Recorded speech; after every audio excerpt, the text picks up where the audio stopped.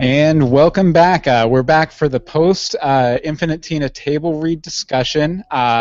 We don't have all of our cast members with us, but we do have Joel and Rebecca, Vicky and Jack, respectively. How you guys doing? Doing all right. Excellent. Good. Long time no speak. It's been about 5 minutes. So before I say anything, how did all the three of you? Oh, and we also have Tina. Yeah, hi, I'm Anne-Marie. Tina. People expect Anne-Marie here. How do you guys think it went? I thought it went well.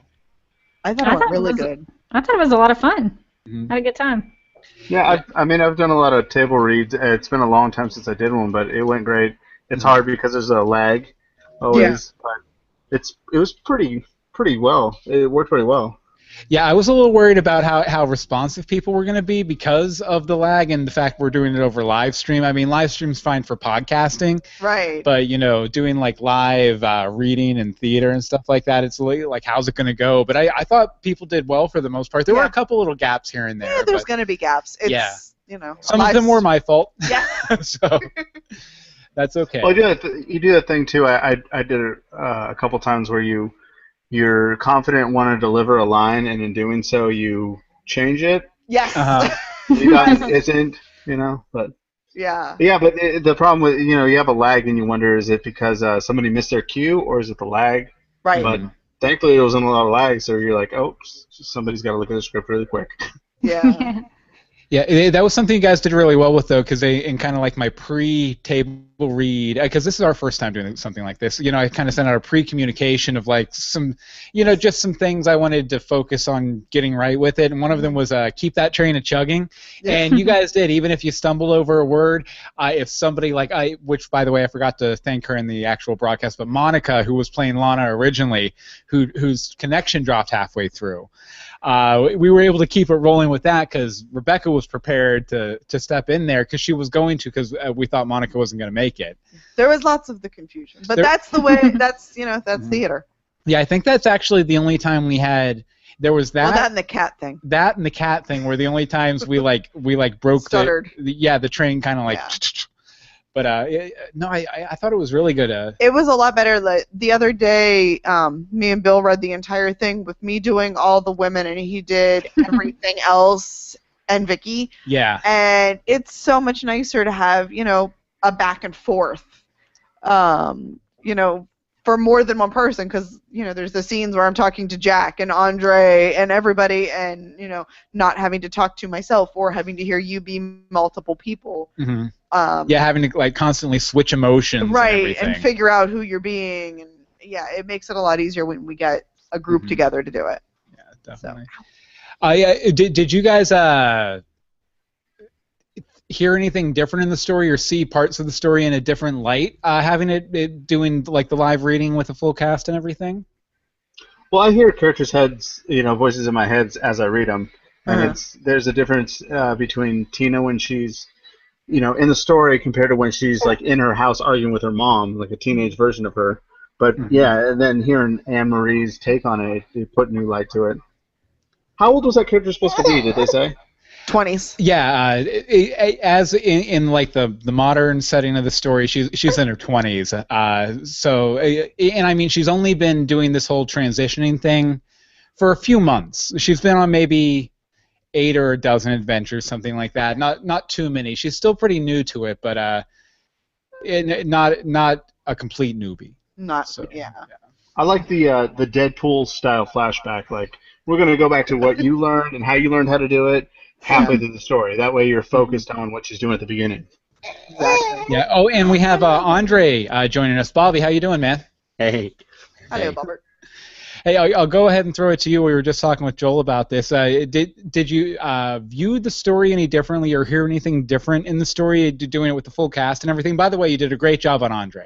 And everyone did a great job. Great job. Accolades all around. Thank you, of course. And but I guess the first I read it maybe 3 or 4 times, and it's. I mean, by the nature of the story, it can be a bit confusing. Yeah. And I still there are spots like maybe like in the read through there were a few times where it was hard to kind of keep to understand what was going on without any kind of like audio or visual cues. Mm-hmm.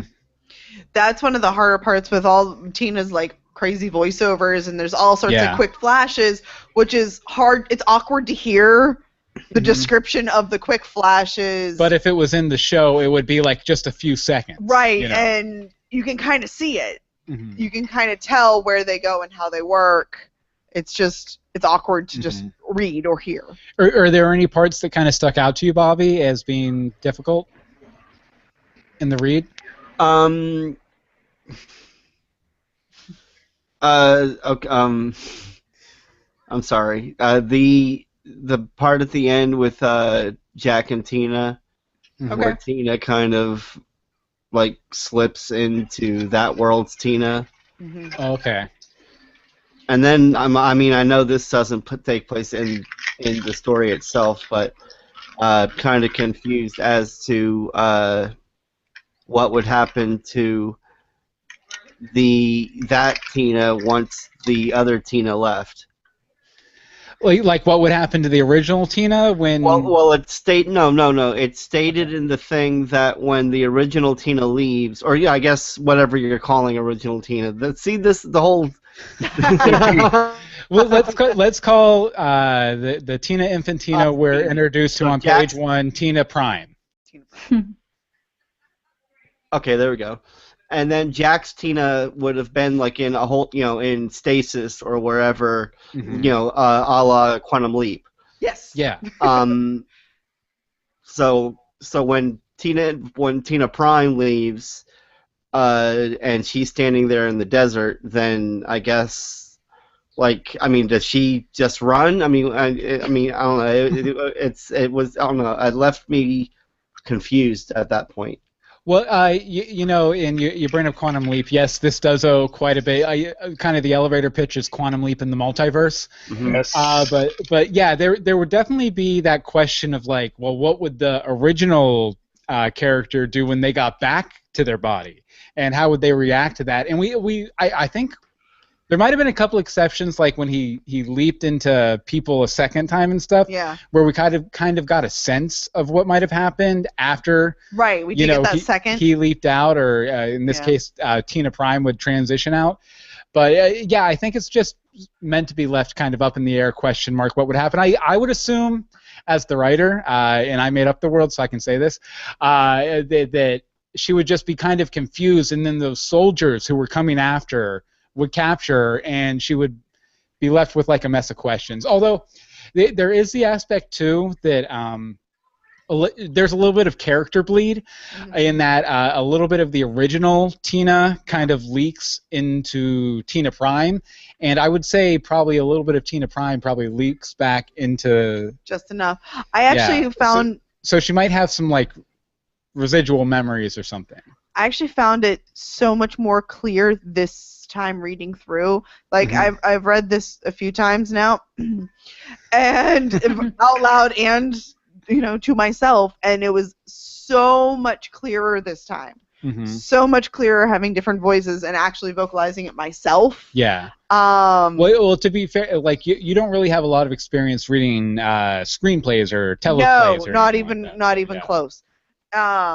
It's a hard thing to get a knack to like get your head around, because it's written to be visual, but it's not visual. It's just text on a page. Kind of. Right, but I mean, I could see the transition, the character bleed between the two Tinas way more this time. Like I think I glazed over it a bit just reading it, and when we sped through it the other day, I think this time I actually could sense it more. I could see what she was doing and where it, took her by surprise.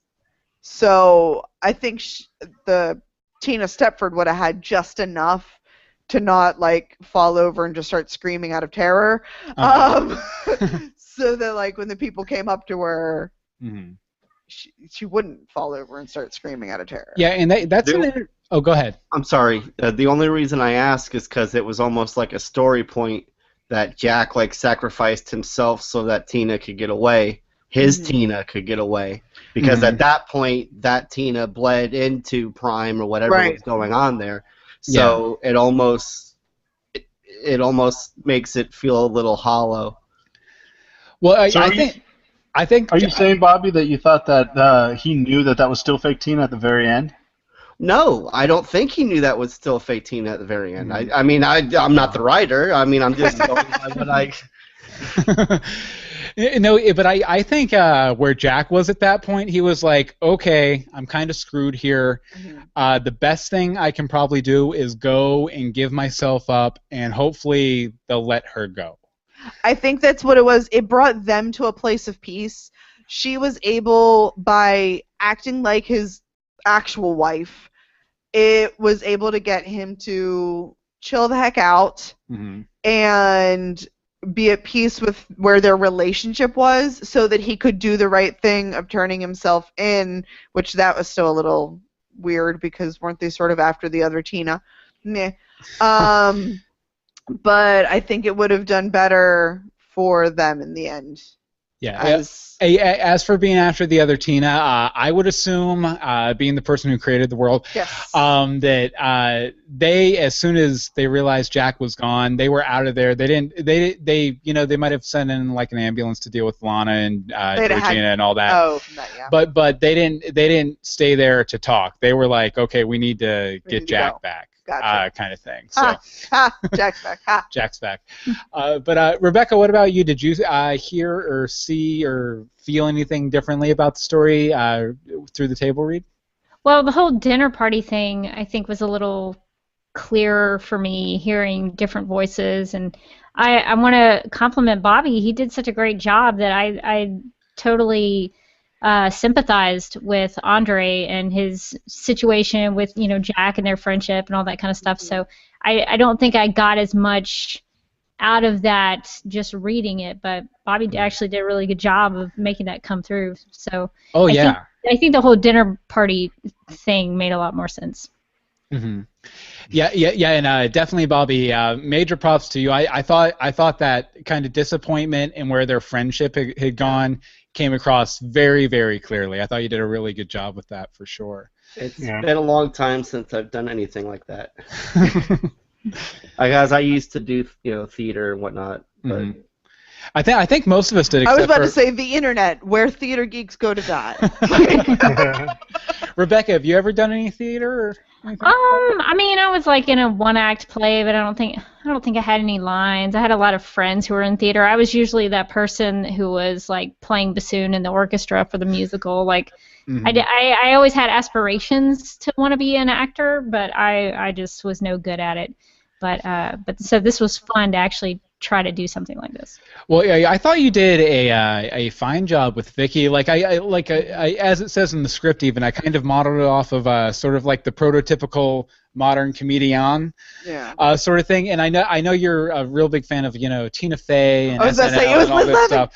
Give me Liz Lemon. So as soon as you said you wanted to do it, I was like, she has to be Vicky, because I mean, she, if nothing else, she'll do a really good impression of those people, which is exactly what's needed in this role. Right. So yeah.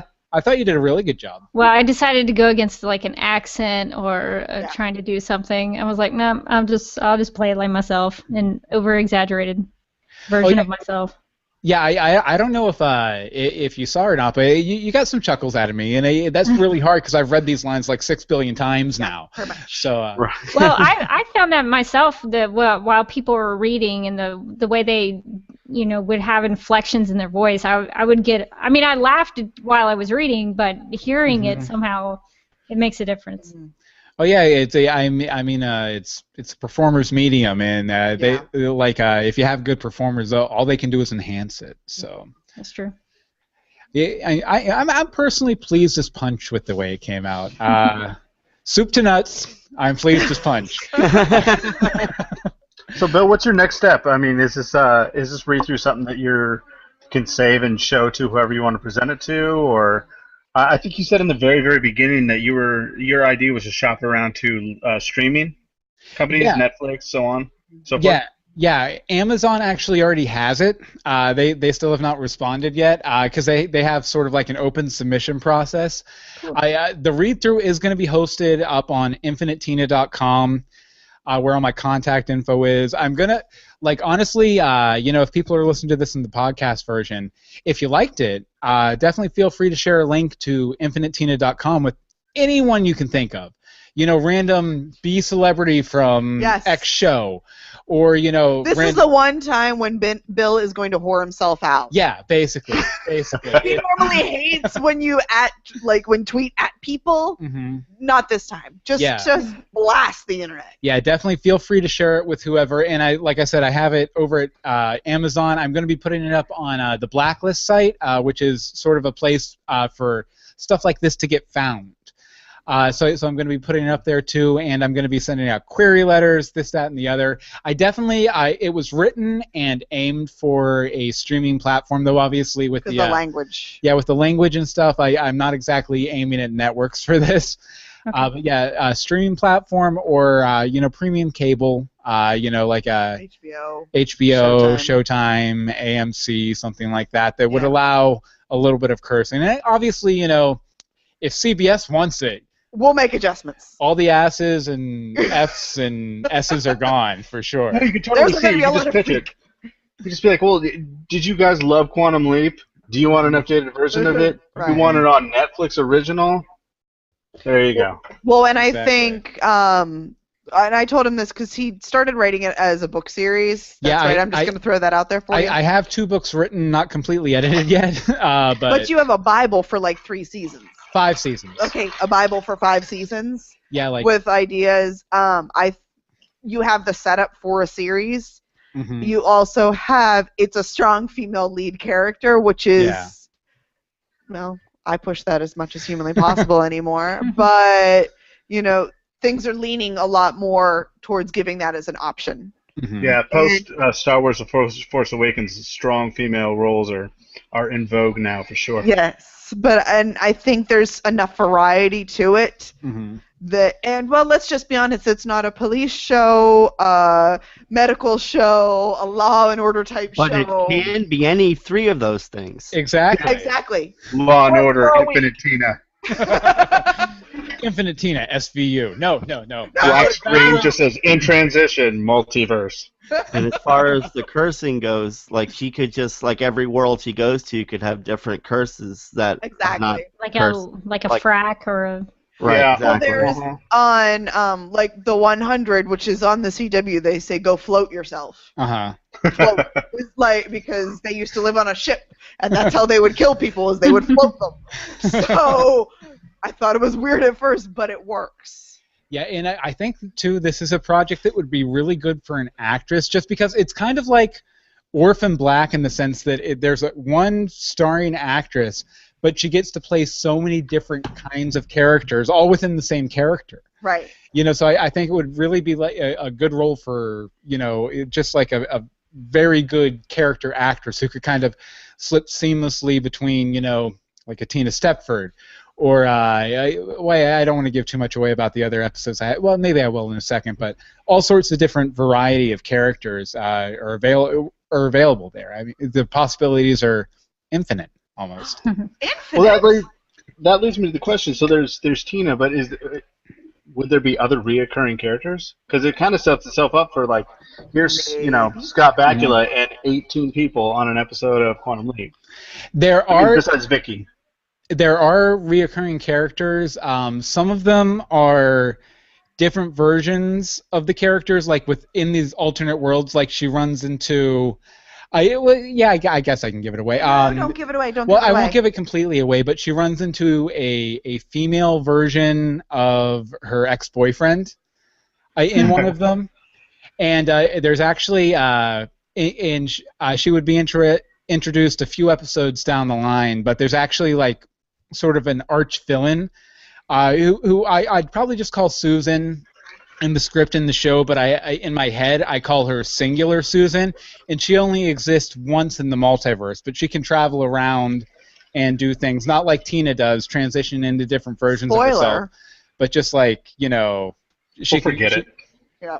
Yeah, she can move between different worlds and stuff. So I mean that would definitely be a reoccurring character. But there's not many. Yeah, and I mean there's Vicky and there's whatever's going on at home base. Would become more prominent as the series goes on. I'll say that. I don't think I actually know that part. So. Yeah, I want to know about Vicky's boss. Uh-huh. That was another thing that when I was reading it, I was like, oh, that's something I would like to see the reveal of who her boss is. Mm-hmm. What were you gonna say, Bobby? I said I have theories. You have theories. You know what? Hit me up with your theory. I won't tell you if you're right or not. Right or night? What? Right or not. Sorry, I did a lot of talking tonight. That the oh, you're breaking up a little bit, Bob. Not happening. Try it again. Made Vicky. So Tina made Vicky. Tina made Vicky. Oh. Another like Tina. future Tina? No, not future Tina, just another Tina from another world. Oh, yeah. That works. I like that. Yeah, definitely. I like definitely. That's a good theory. I'm not going to say if it's right or wrong, but that's definitely a good theory. Do you guys have any other questions about the world or like theories about the world or anything? Because I kind of set this up to kind of present a lot of those in a lot of the because I sent this out to like 20 or 22 people, something like that, to read as I was kind of revising it. And a lot of people were like they were asking the right questions, and I was wondering if you guys had any theories or anything about what might be going on in the worlds of Infinite Tina. Well, I'm just curious. Are you planning on having like a season-long arc, or is it just episode by episode? It's definitely a season-long arc, basically, and you guys probably noticed there's a couple motifs at work throughout the story. There's a rainbow motif, which is pretty prominent, and basically the way I set up the series is each season is a color. Season 1 is red. And it basically spells out Roy G. Biv, the rainbow spectrum. But each color is a season, and each color is representative of an emotion, and it's basically about kind of, and it's basically Tina kind of dealing with that emotion and then moving on. So every season there's also I think JG, who voiced J.R. Riley, the radio talk show host, and the cat, kind of laughed at the cat. But the cat is actually a big part of the season-long arc. Oh, because the cat was orange. Does that play into anything? The orange cat, the cat is actually orange because I wanted it to be like Garfield. Oh, okay. Be different colors, different seasons. Yeah. But I'll just say that the cat in the meteor shower, that's all part of the season-long arc, for sure. Kind of like how I think it was the 4th season of Doctor Who, like all the worlds were disappearing. Yes. In every world Tina visits in this season, there's something going on with a meteor shower or a red cloud, and then in the last couple episodes of the season, you find out what's actually been going on the whole time. And there's space Vikings. So. you had the space. Was it Space Pirates too? No, just the Space Vikings. Just Space Vikings. Just Space and Vikings. Didn't you tell me about Space Vikings like literally 2 weeks before like Doctor Who did Space Vikings? Yeah. It was literally like he's like, I've got this idea. No, I had the entire thing written that's right. before they came out with Space Vikings, and I was worried that they were gonna like hit the things I was hitting in the Space Vikings 2-parter. But they didn't, thankfully. So we're safe. Space Vikings will come. But let's see. I could probably tease out a couple of the other story ideas I have for it. In this one, if you guys know our love of Disney, you might be expecting this, but it actually predates our love of Disney. There's a world where a Walt Disney-esque character's head is actually frozen and then reanimated on a robot body, and he genetically engineers real versions of all his famous cartoon characters. So that's one. That's cool. I'm trying to think. There's Space Vikings, obviously. There's the world where animals are people too. Tell me that's a line in it. That is. Animals are people too. That is, and actually that speaks a lot to directly what gets addressed in the story itself. I'm trying to think of any other kind of fun ones that I can say in just a sentence or two. I'm on Facebook. You're on Facebook? Yeah. Let's see. There's a Biodome world where it's literally the plot of Biodome, but Infinite Tina gets plugged into it. That's an underrated movie. That's a good comedy. I like that one. And then there's Plus, also. I think that Baldwin brother could use the work. Definitely. We would cast him for sure. You got some budget I don't know about? And then there's a world that is Tina's favorite cartoon show from when she was a kid, and she gets plopped down right in the center of it. Is she animated? Yeah, is that an animated episode? It is not an animated episode. She actually is surprised that you know how in the 80s, like the animation was really cheap, and they'd have extras in the background, and you'd see three of the same guy. Mm-hmm. Mm-hmm. She sees three of the same guy standing in the crowd behind her, and she's like, "Wait a second, like, what's going on here?" Because it's obviously real life, but she sees three people who look exactly the same standing in the crowd behind her. But yeah, that one's pretty fun. I'd say more, but they give away a little much, I think. So. What color did you say the first season was? Red. Like the clouds. Yeah, like the clouds, for sure. And you don't see it very much in this episode, but I'll just say that Tina gets increasingly frustrated with the fact that Vicky is very withholding on information about home base, and so it eventually kind of represents her anger about that too, and about kind of not having any answers to why this is going on. So there's that too. In stuff, in things, in junk. Emery, what'd you think about voicing Tina?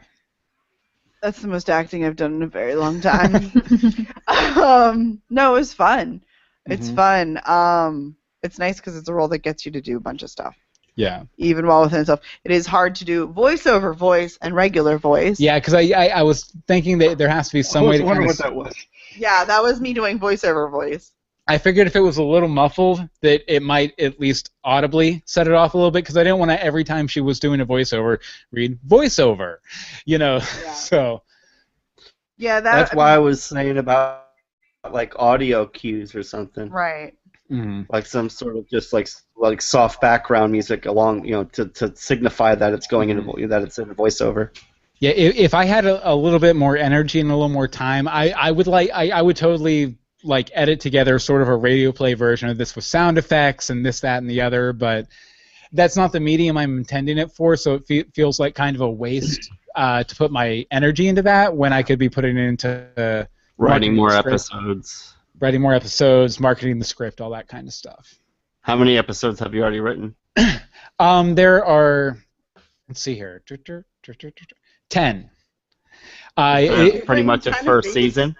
The first 2 seasons, actually, because they're short seasons. Well, I don't have them written in script form. This is what I have written in script form.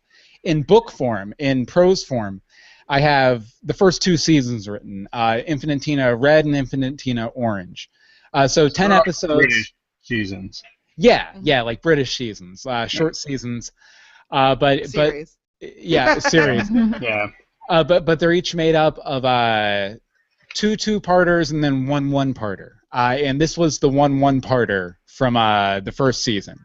And actually, this might be interesting to note that originally this was the 3rd episode of Infinite Tina. There was a 2-parter first, and then this was the 3rd episode. But when I decided to go ahead and write a pilot from it, I was like, you kind of have to have the origin story there in the beginning, and I thought I'd come up with a really neat way to get the origin story in there without it being an origin story episode, where Jack kind of extracts it from her mind and everything. So I decided to write this as the the first pilot episode, and I think when I go back and do the final edit on the book, if I do, I mean, if it gets picked up to series, I probably won't. You won't have time. Yeah, but if I go back and do the rewrite, I'll rewrite this as the first episode of that too, because I felt like as I was moving on and I was writing episodes 4 and 5, I felt like this was kind of like a really nice into the world versus the other one, which is kind of like big epic blockbuster kind of thing. I thought this was one with TV. I thought it was a nice cheap way to get started on a very big grand concept that might end up taking quite a bit of budget because there's so many grand ideas in it. I thought this would be a nice. I mean, you have the cutaways to like Bird Earth and the pirate world and this, that, and the other. But a lot of that can be shot on that damn clown. That damn clown. Yeah. But a lot of that can be sort of shot in front of a green screen, like 3 seconds, whatever, and it'll make good for, I don't know, like a commercial or something like that, without spending all the money on the Bird Earth episode. Right. So I actually.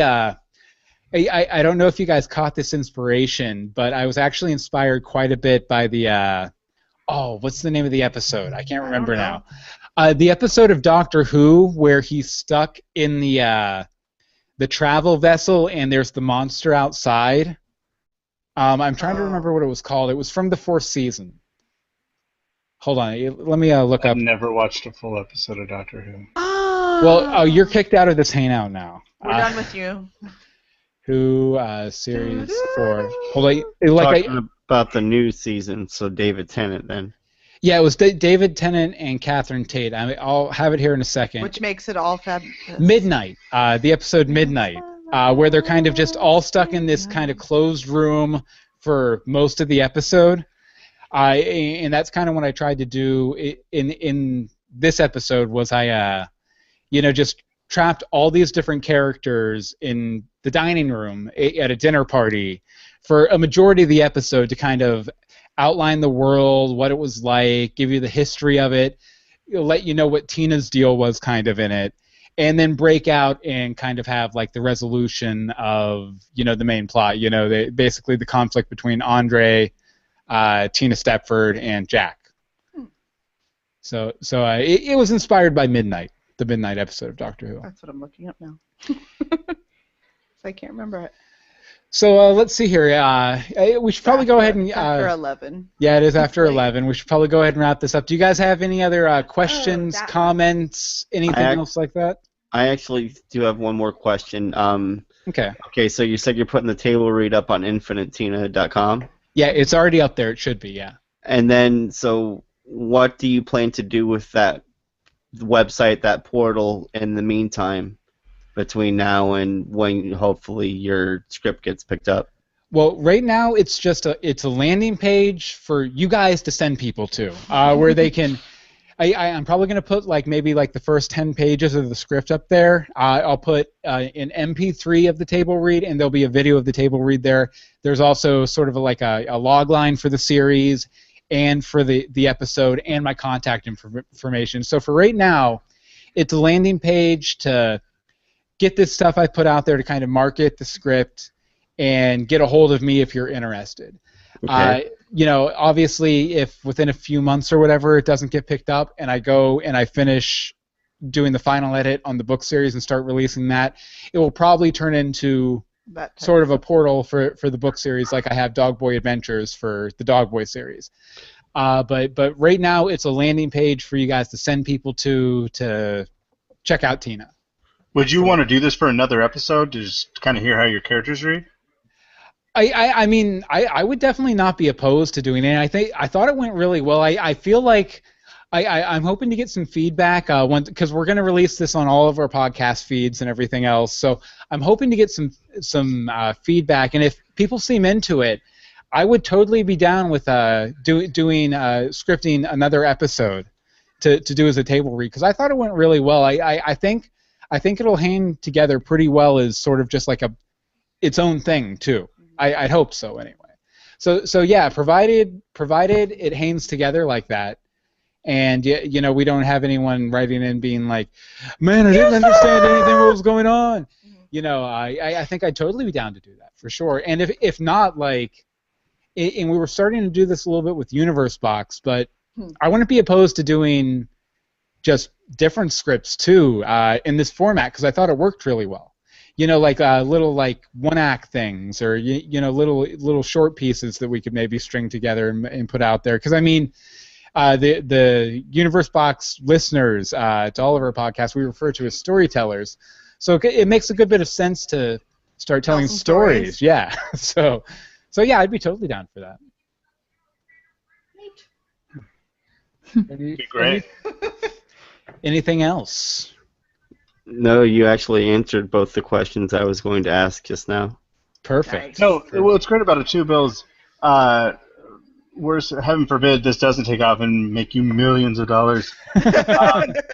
What's great is 20 years down the line, you could be like, I still have a record of presenting my story. I have it. I mean, my blog, all it is a story that I wrote and rewrote only because I kept on having computers that it would delete off of.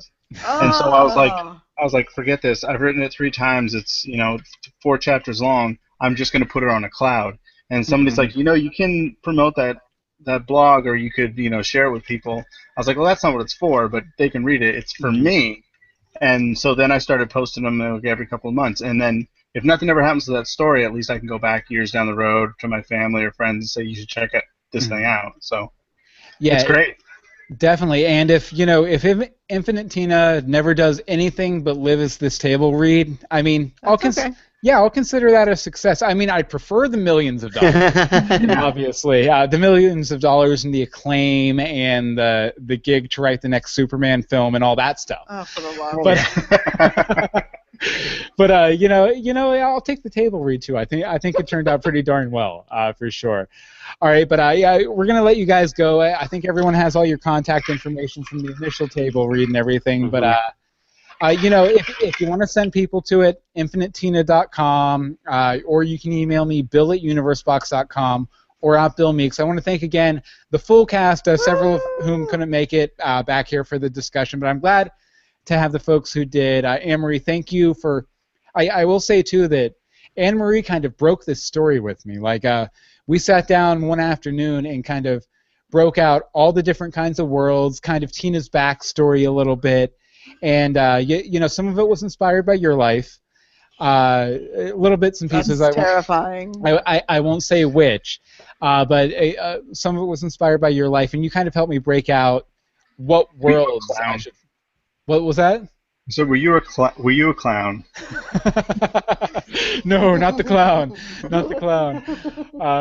And she helped me break out a lot of the worlds and stuff. I think it's something like 30 worlds that we planned out for the season, or series rather.